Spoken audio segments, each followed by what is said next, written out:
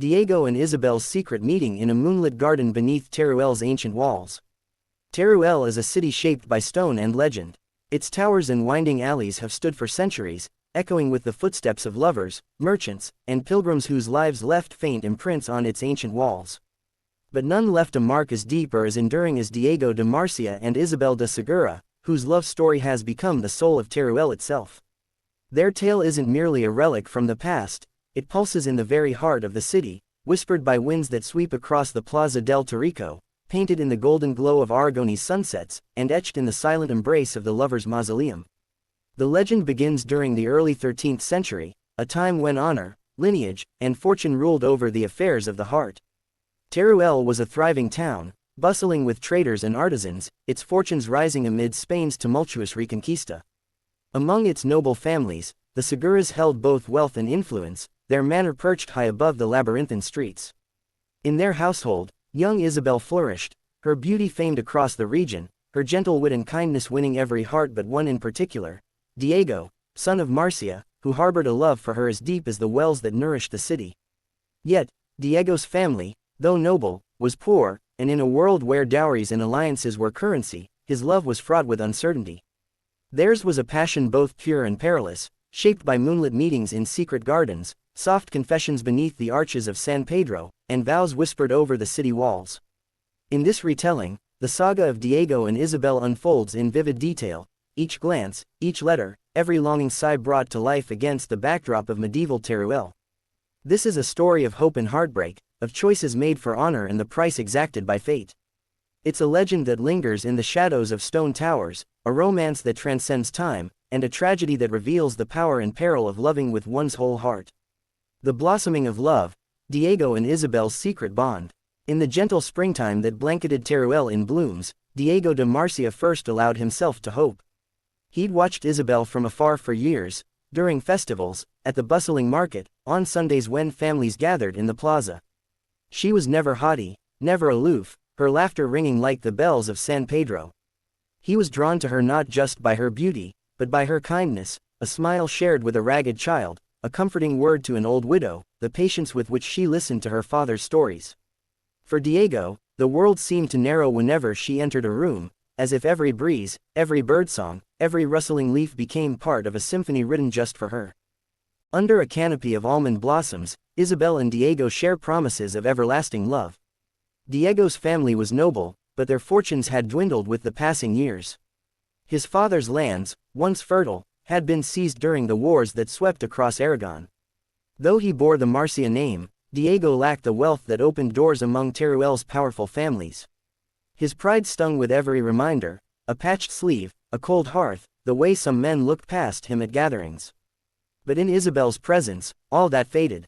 She saw him not as a poor nobleman, but as someone worthy of love and respect. Their first true conversation took place one evening at a feast celebrating San Jorge. The hall was ablaze with torches and laughter, but Diego's heart thudded painfully as he caught Isabel alone by a window, watching the lanterns bobbing over the city. He summoned his courage, approached, and spoke, at first faltering, then more certain as she responded with gentle warmth. They spoke of poetry and faith, of dreams and the simple joys of life.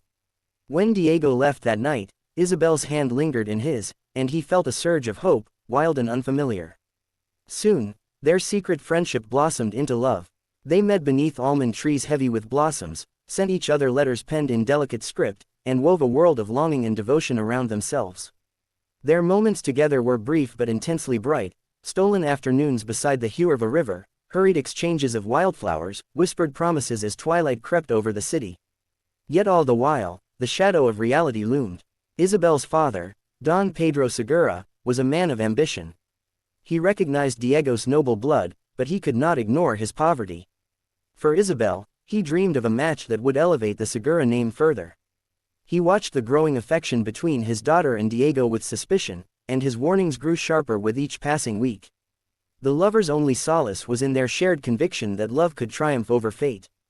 Diego vowed to change his fortunes. He asked Don Pedro for Isabel's hand, only to be refused, firmly, yet not without a glimmer of hope.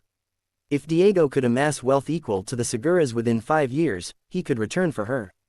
It was a desperate bargain, but Diego seized it with both hands. On their final night together before his departure, he and Isabel met beneath the almond trees. They clasped hands and promised eternal fidelity.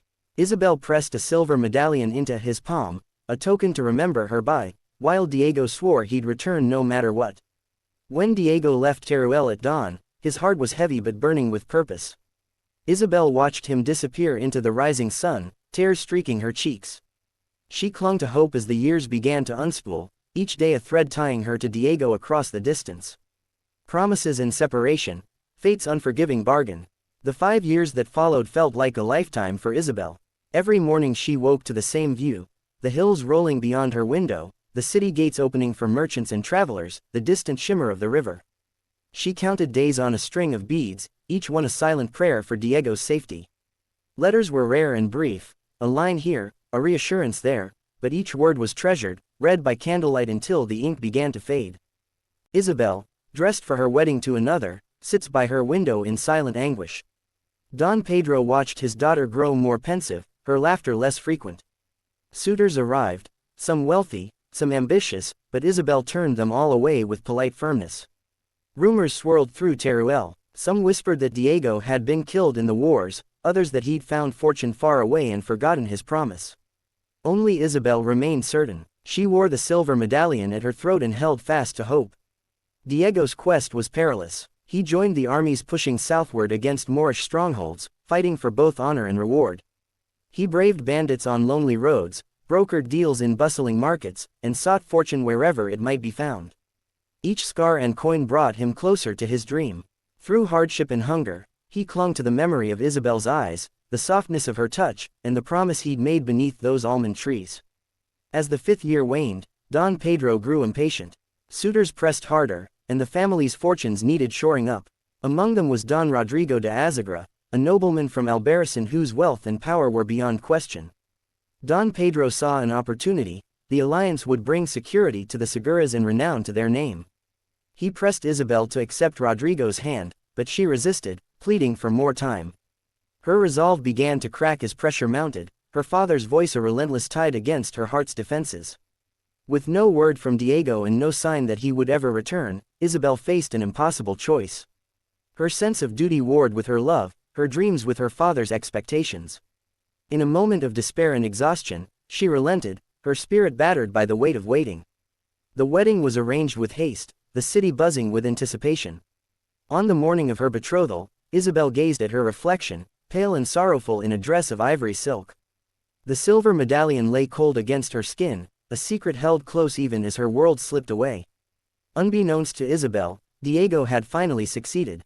Laden with gold and honor, he raced toward Teruel, the city's towers rising in the dusk like a beacon. His heart pounded with anticipation and fear as he entered the gates. But joy turned to dread when he heard the news. Isabel was to be wed that very night. The city streets thrummed with music and celebration, banners fluttering above the Segura manor. With despair clawing at his chest, Diego hurried through shadowed alleys to the Segura home, desperate for a final meeting with his beloved.